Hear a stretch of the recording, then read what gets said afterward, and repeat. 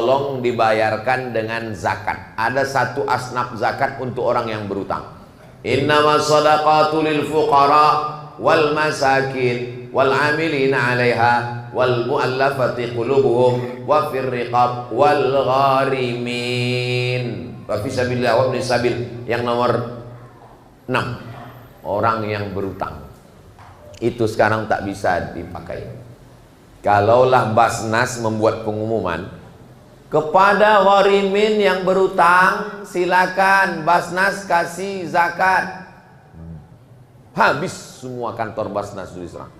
Karena sekarang orang semua berutang. Priuk utang, belanga utang, mesin cuci utang, kompor gas utang, mobil utang, rumah utang. Satu-satunya yang lunas di rumah itu cuma satu, bininya.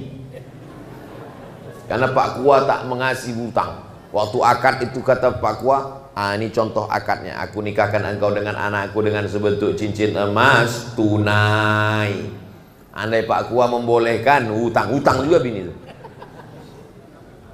Jangan berutang, karena kalau kita mati, ruh kita tak diterima Allah sebelum dibayarkan hutang. Itulah kenapa ahli waris selalu meminta kepada bapak ibu jiran tetangga, setelah acara pengkebumian ini, datanglah kepada ahli waris. Yang kecil-kecil kami bayar, yang besar-besar kami tunda. Ustadz, kalau ada orang meninggal dunia punya utang, siapa yang wajib membayarnya? Yang wajib membayarnya adalah harta almarhum, tirkah. Apakah anaknya wajib membayar? Anaknya tidak wajib membayar dari harta anaknya sendiri. Ingat itu baik-baik. Makanya kalau meminjamkan sama orang, jangan berharap anaknya akan membayar, karena anak tidak wajib membayar dari harta anak itu sendiri, tapi dia bayarkan dari harta warisan bapaknya. Mim ba'di wasiyatin, keluarkan wasiat. Wasiat yang dikeluarkan sepertiga harta. Makanya masjid Darul Ikhwan jangan bangga dulu kalau ada jamaah mengasih wasiat. Saya wasiatkan untuk masjid Darul Ikhwan, itu ruku saya wakafkan untuk masjid Darul Ikhwan. Jangan senang dulu. Kenapa? Karena wakaf wasiat hanya sepertiga. Begitu meninggal ditengok warisannya berapa, rupanya ruku, itulah satu-satunya. Tak bisa masjid mengambil. Karena apa? Karena yang 2/3 diserahkan kepada ahli waris. Meminta maaf sudah selesai. Apakah bapak ibu sudah minta maaf? Tradisi almarhumah orang tua saya minta maaf sebelum berangkat sholat id. Saya pun melanjutkan ke istri, ke anak saya juga begitu. Sebelum berangkat duduk dulu, baru minta maaf. Kenapa begitu? Karena kata almarhum orang tua saya, nanti kalau sudah di tanah lapang tuh kau udah bersalaman tak sama siapa-siapa. Di rumah dulu, habis itu baru berangkat.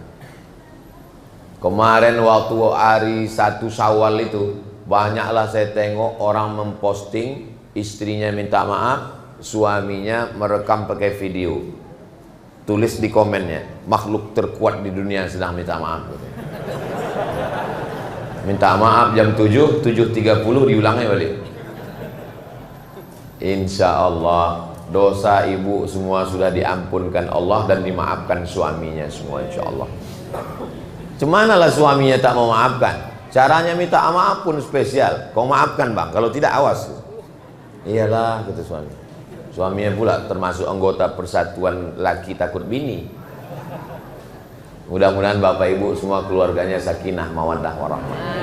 Anak keturunannya soleh dan solihah. Silaturahim sudah, minta maaf sudah. Sekarang yang bagian yang ketiga yang terakhir, memaafkan. Apa arti maaf itu Pak Ustadz? Maaf dari bahasa Arab. Afa, ya'fu, afwan, ma'fun. Afin artinya menghapus sampai tak ada bekasnya sama sekali. Itu arti maaf. Kita mau menempel kipas angin di dinding, Waktu dipaku pecah dindingnya. Ambil dempul, tempel, nampak bekas dempul. Beli cat, cat lagi, nampak bekas cat. Cari cat yang baru sampai warnanya sama macam dinding tiang, sampai tak berbekas sama sekali. Itu namanya maaf. Berjalan kita di pantai di Batam, ada bekas tapak kaki, lalu kemudian datang ombak memukul pasir sampai tak ada bekasnya sama sekali. Itu namanya maaf. Kau sudah maafkan dia? Udah Pak Ustadz. Kau udah salaman sama dia? Sampai mati aku tak mau Pak Ustadz. Itu bukan maaf namanya. Itu namanya dendam kesuman.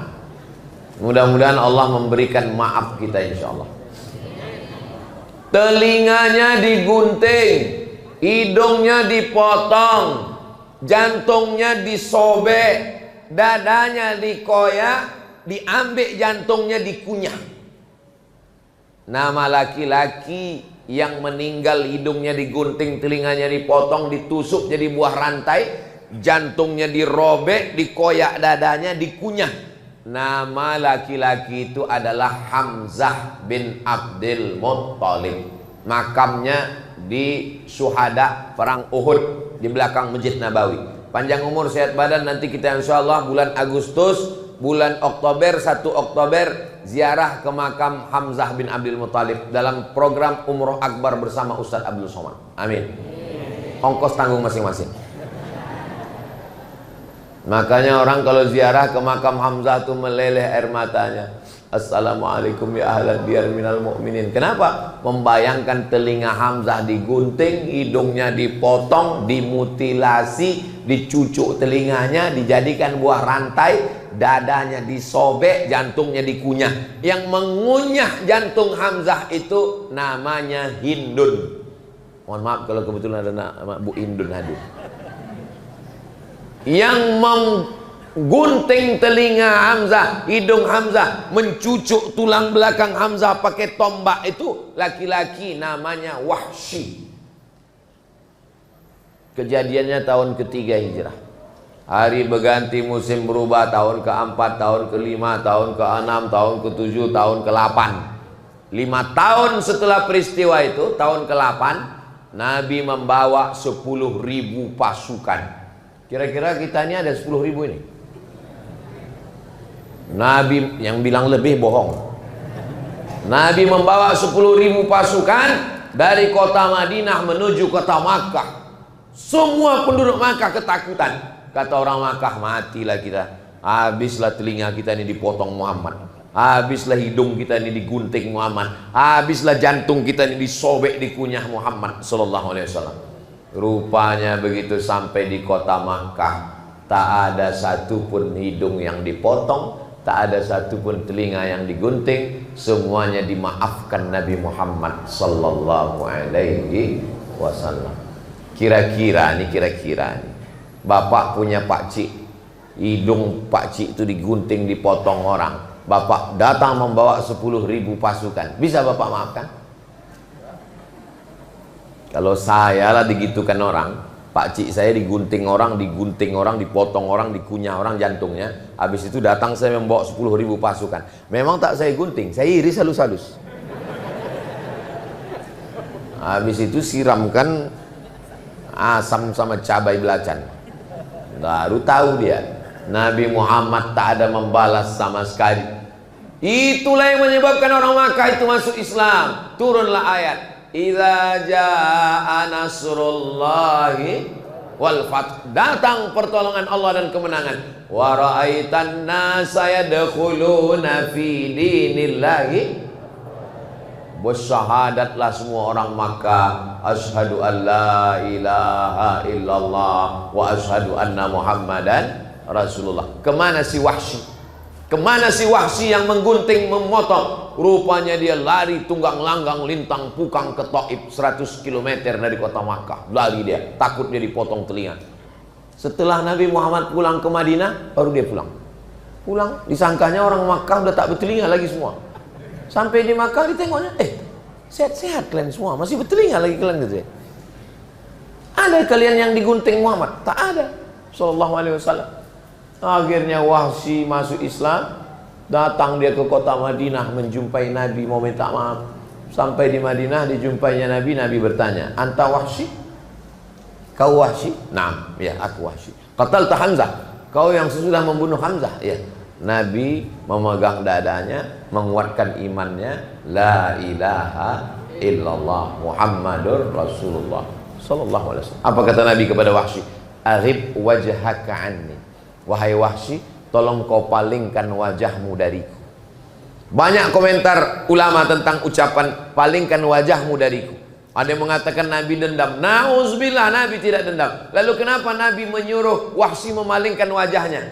Karena menengok wajah Wahsy, sedih hati Nabi, terbayang wajah pakciknya Sayyidina Hamzah bin Abdul Muttalib. Sholat Nabi dengan sholat kita sama, Quran Nabi dengan Quran kita sama, tarawih Nabi dengan tarawih kita sama. Yang bedanya apa? Memaafkan orang lain. Kalau ditengok dari tatapan wajah bapak-bapak ibu ini semua, ini adalah wajah-wajah yang nggak tahu juga ya, entah maafkan. Doakan supaya Ustaz Abdul Somad yang ceramah ini bisa memaafkan orang lain. Itu kan Nabi Pak Ustadz. Kita ini bukan Nabi Pak Ustadz. Iyalah yang Ustadz cakapkan tadi itu kan Nabi.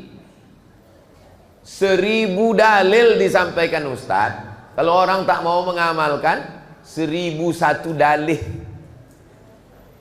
1001 dalil disampaikan Ustadz. Kalau orang tak mau mengamalkan, dia akan pakai 1002 dalil.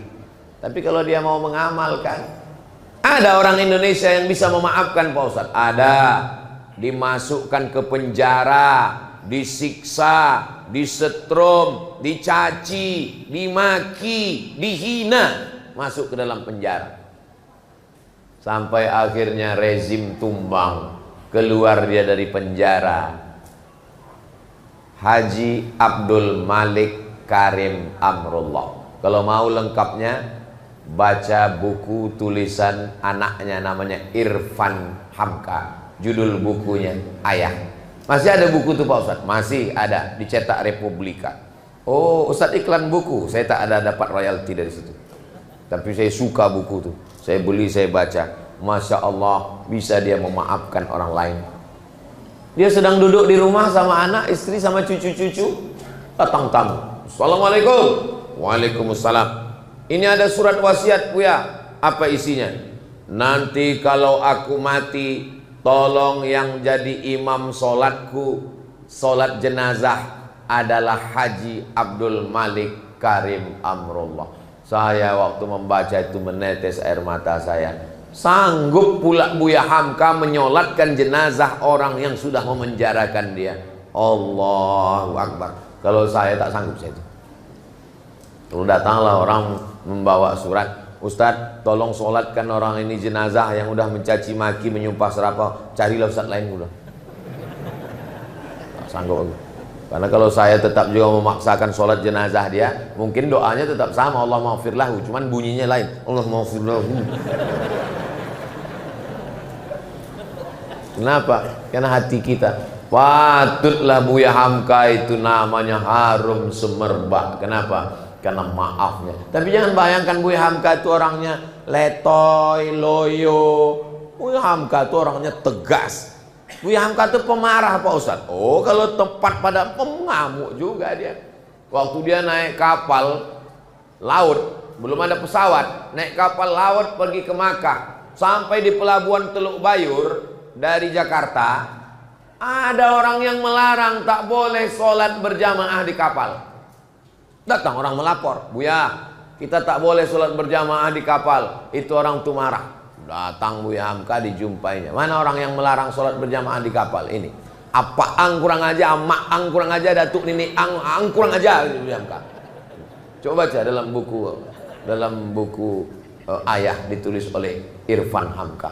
Jadi Buya Hamka itu juga orangnya luar biasa. Tapi kalau dalam masalah memaafkan orang lain, marah ulama-ulama se-Indonesia. Kenapa Buya memaafkan orang ini? Dia sudah memenjarakan. Ini orang. Apa kata Buya Hamka? Kalau tak dipenjarakannya saya, tak jadi tafsir Al-Azhar. Tafsir Al-Azhar itu ditulis oleh Buya Hamka di dalam penjara. Orang menyangka kalau dia dipenjarakan dia akan stres, kalau dipenjarakan dia akan depresi, kalau dipenjarakan dia akan bunuh diri, kalau dipenjarakan dia akan suntuk.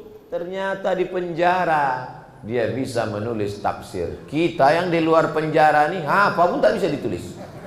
Kenapa? Karena hati dan pikiran kita terpenjara. Buya Hamka badannya bisa kau penjara, tapi hatinya terbang cakrawala menembus awan. Inilah hebatnya masjid ini, bisa pula kita menengok awan langsung dari sini.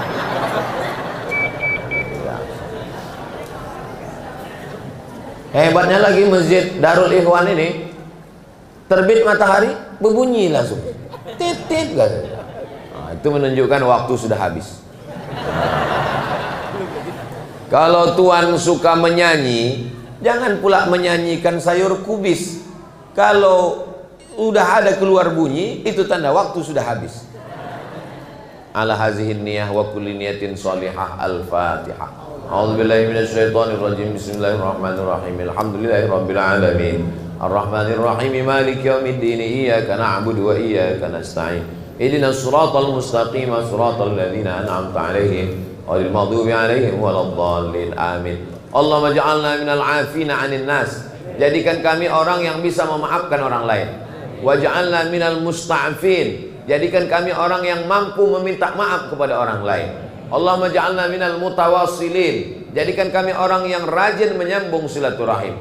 Rabbana ighfir lana dzunubana, ampunkan dosa kami, wali abaina, ayah kami, wali ummahatina, mak kami, wali azwajina, pasangan hidup kami, wali dzurriyyatina, anak cucu keturunan kami, wali masyaikhina, guru-guru kami, wali man hadarana, semua yang hadir di Masjid Darul Ikhwan ini, waliman syarakana wa syahadana, semua saudara kami yang mengikuti kajian ini melalui streaming dari jarak jauh, ampunkan juga silap salah dosanya ya Allah.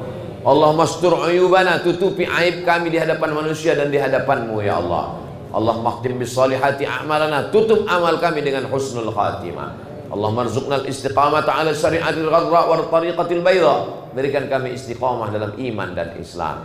Allahumma ja'al akhira kalamina, jadikan akhir kalam kami waktu ajal kami sampai malaikat maut mencabut nyawa kami, kalimat yang keluar dari mulut kami, la ilaha illallah Muhammadur Rasulullah sallallahu alaihi wasallam. Rabbana atina fid dunya hasanah wa fil akhirati hasanah wa qina adzabannar. Wa sallallahu ala sayyidina Muhammad wa ala alihi wa sahbihi wasallam. Walhamdulillahi rabbil alamin.